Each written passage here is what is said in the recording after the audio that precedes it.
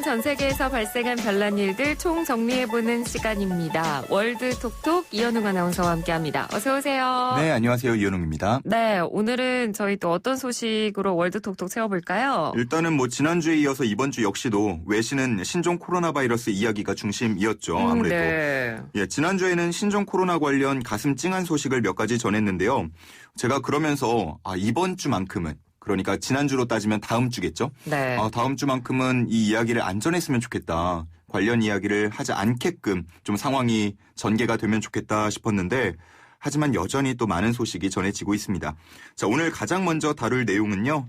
바로 중국의 의사죠. 리원양 이야기입니다. 네, 아마 많은 분들도 뉴스를 통해서 접하셨을 것 같아요. 리원량 의사가 요즘 또 굉장히 화제가 되고 있습니다. 중국의 안과 의사고 이제 샤먼과 우한에서 이 신종 코로나 바이러스 환자를 돌봤던 의사였는데, 네, 맞습니다.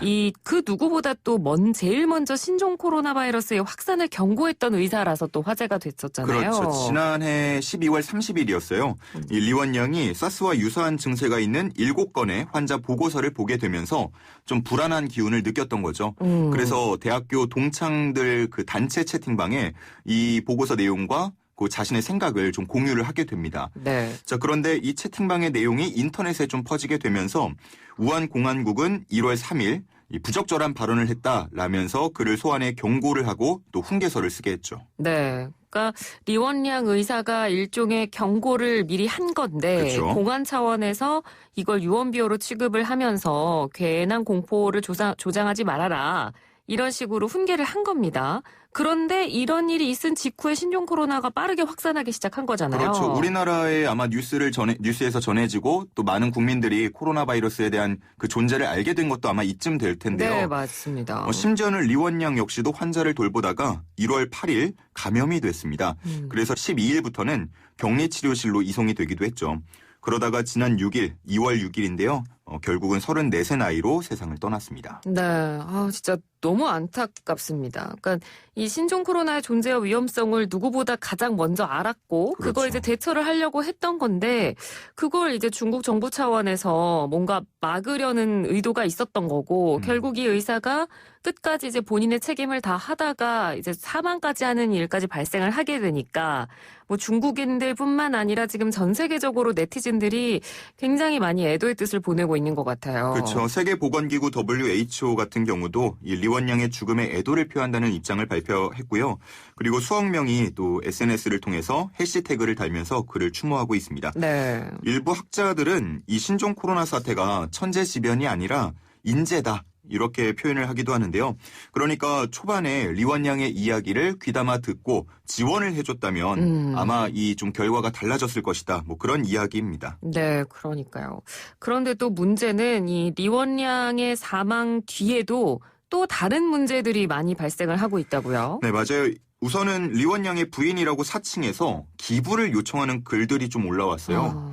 네, 부인이 직접 저는 기부를 요청한 적이 없습니다. 이렇게 또 밝히기도 했고요. 네.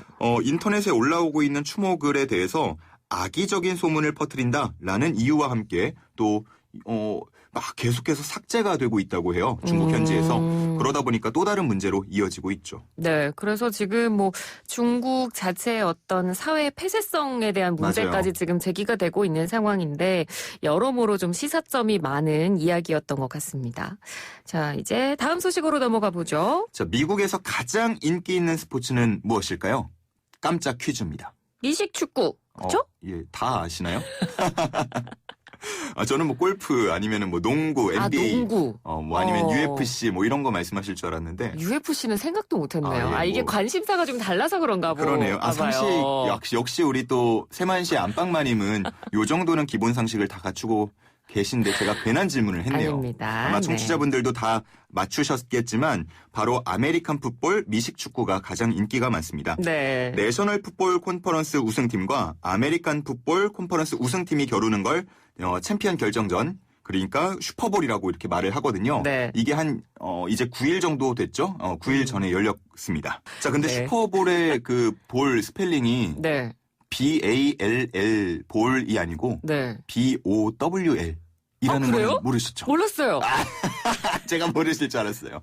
이렇게 좋아. 왜냐면 좋아할 일이에요? 저도 몰랐다가 이거 찾으면서 알고 깜짝 놀랐거든요. 아니, 너무 신나게 웃잖아요. 제가 모른다고. 저만 몰랐을까봐 제가 좀 걱정했거든요. 당연히 그 볼 우리한테 익숙한 그건 줄 알았는데 BOWL이더라고요. 그러네요. 네. 오. 신기하죠? 우리 청취자분들도 모르셨죠? 깜짝 상식입니다. 예. 역시 우리 센스 있는 이현웅 아나운서. 네. 자, 그 슈퍼볼이요. 네. 진짜 많이 본다고 하더라고요. 전 세계에서 1억 맞습니다. 200만 명이 이번에 시청을 했다고 하고 네. 그 광고 단가도 정말 어마어마하다고 하는데 얼마 정도 되는지 아세요? 아니, 저 얼마인지는 모르는데 이 명성을 아는 게 왜 우리나라에서도 이 슈퍼볼 중계 안에 어느 회사가 광고가 들어가느냐가 그렇죠. 어마어마하게 화제잖아요. 그렇죠. 근데 단가가 얼마나 돼요? 최고 30초 기준입니다. 30초요? 네. 66억 원. 30초에 66억을 쓴다고요? 제가 평생 일해도 못 벌 돈 같은데 그러니까요. 30초에 그 66억 원의 광고료를 쓴다고 하죠. 그러니까 그만큼의 가치가 있으니까 쓰는 거겠죠? 많이 보잖아요. 네. 네. 그리고 또 이 슈퍼볼의 인기가 많은 게 경기 전 그리고 뭐 전후반 사이에 펼쳐지는 뭐 가수들의 축하 공연이나 이벤트 그렇죠. 같은 것도 늘 화제잖아요. 맞아요. 꿈의 무대라고 불리기도 하거든요. 네. 이번에는 제니퍼 로페즈와 샤키라가 무대를 꾸몄는데요. 이 무대를 보고 좀 다양한 해석들이 나오고 있더라고요. 일단 샤키라의 경우에는요. 아프리카 기반을 둔 안무를 췄고요. 네. 그리고 퍼포먼스 중에 혀를 날름날름 거리면서 소리를 내는 중동 전통 인사법을 건네기도 했는데요. 약간 이런 느낌입니다. 잘하시네요. 실제로 제가 그 영상 보면서 좀 연습했는데 연습할 건 없었죠. 이렇게 하더라고요. 이게 진짜 인사법이에요? 예, 요게 이제 중간에 들어갔습니다. 네. 자, 그리고 이어진 제니퍼 로페즈의 공연에서는 이민자 가정 출신의 부모의 고향 푸에르토리코 국기 무늬의 망토를 입기도 했고요. 네. 또 어린 소녀들이 새장처럼 생긴 구조물에 갇힌 채 노래를 부르는 장면도 있었습니다. 자, 그런데 이런 제가 말씀드린 그런 종합적인 장면들이 트럼프 행정부의 반이민 정책, 공공연한 인종차별 논란 등을 우회적으로 비판한 것이다. 그런 해석이 나오고 있습니다.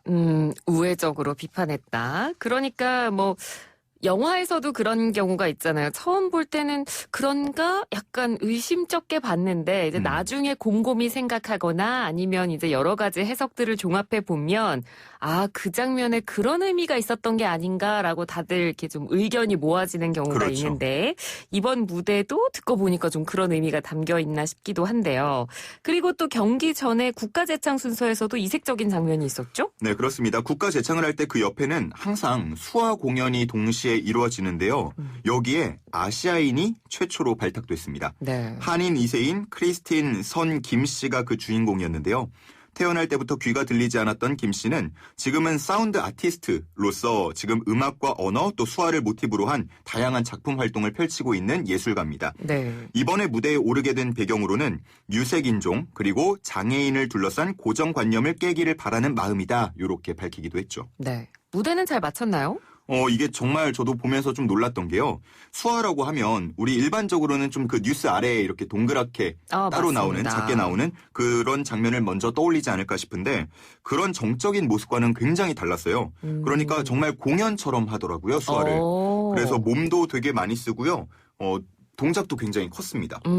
자, 같은 노래도 좀 다른 사람들이 부르면 그 영감이 다 다르잖아요. 그렇죠. 그런 것처럼 수화도 마찬가지다라는 거를 제가 이걸 보면서 느꼈는데요. 하지만 김 씨는 무대를 마친 후에 조금의 아쉬움을 인터뷰하기도 했습니다. 좋은 취지로 참여를 했지만 정작 TV에 나간 건 단 몇 초다. 라면서 장애인으로서 투쟁할 기회를 잃어버린 듯하다. 이렇게 표현을 했습니다. 네.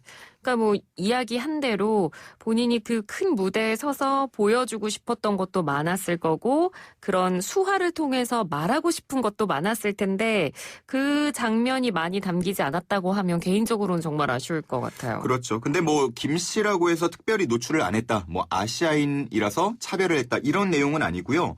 이전에도 예전에 제가 그 영상들을 좀 찾아봤더니 단 몇 초씩만 수화 공연은 삽입이 되더라고요. 네. 그리고 중간중간 뭐 선수나 관객들의 그런 표정 같은 것들을 담는데 개인적으로는 이런 뭐 김 씨의 이야기처럼 그런 좋은 취지에 맞춰서 수화 공연을 조금만 더 보여줬다면 어땠을까? 그런 아쉬움은 저도 함께 들었습니다. 네. 그래도 또 이 청각장애인협회가 이 김 씨의 공연을 가까이에서 찍은 영상을 유튜브 등에 올려서 또 많은 분들이 보고 있다고 하니까 관심이 있으신 분들은 또 한번 보시면 좋을 것 같고 어찌됐건 좋은 취지로 멋진 공연을 보여준 건 참 뿌듯한 것 같습니다.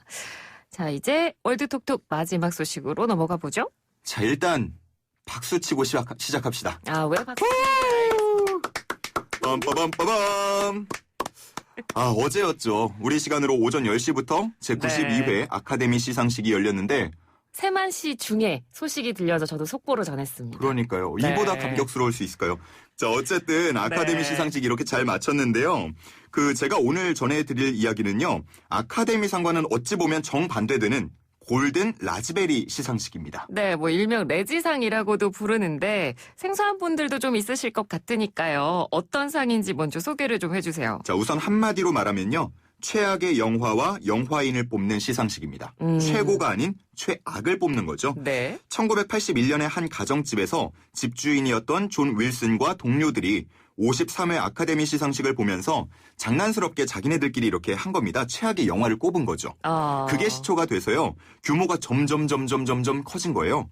그래서 지금 같은 경우는 전 세계의 1000여 명의 회원들의 투표를 통해서 수상작을 정하고 있죠. 네. 그러니까 보통은 아카데미 시상식 전날 이 레지상을 항상 진행을 해왔는데 근데 올해는 뒤로 미뤄졌다고 하더라고요. 네, 맞아요. 명확한 이유는 아직 나오지 않았는데 일단은 아카데미 시상식이 끝난 뒤에 진행될 예정이라고 밝혔고 정확한 날짜는 추후에 공지를 다시 한다고 했습니다. 네. 최악의 영화와 영화인을 선정하는 시상식이다 보니까 뭐 초대장을 보내도 초대장도 가긴 가나 보네요. 수상자한테 보내는데 참석을 대부분은 하지 않죠. 네. 심지어는 기분 나쁘다고 하면서 한 토크쇼에 나와서 그 트로피를 부수기도 했습니다. 근데 좀 기분 나쁠 만하죠, 그렇죠? 그렇죠, 네. 그렇죠. 그래도 시상식이니까 수상 소감이 빠질 수가 없을 것 같은데 재미난 소감들도 있다고요. 2005년이 아마 제일 유명할 것 같은데요. 그 최악의 여우 주연상을 받은 할리 베리가 우는 신용을 하면서 이렇게 말했습니다. 훌륭한 패자가 될 수 없다면 훌륭한 승자 역시 될 수 없을 것입니다. 이런 말을 했죠. 참 멋지지 않나요? 멋진 말이죠. 네, 멋진 말인데 우리 이현우 제가 연기를 아나운서가 너무 못했나요? 연기 때문에 살짝 가려질 뻔했지만 네. 자, 하지만 그리고 또 이어서 이렇게 말했습니다. 자, 그렇지만 라즈베리 관계자들이 모두 다 망했으면 좋겠다 라고 하면서 비판을 좀 했고요. 매니저를 불러서 이 매니저가 정말 좋은 매니저인데 우리 다음 영화 제안 받으면 대본 좀 미리 보자.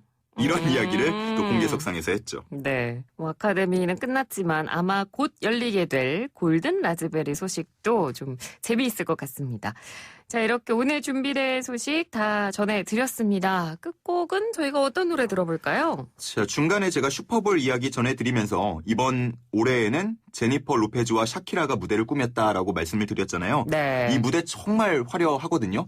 관심 있으신 분들은 유튜브에 검색하시면 혹은 인터넷에 검색하시면 장면 볼 수 있으니까 꼭 보시기를 추천드리고 그래서 그 두 명 중에 누구로 할까 고민을 하다가 네. 가장 아마 대중적이고 유명한 노래인 것 같은 제니퍼 로페즈의 Let's Get Loud.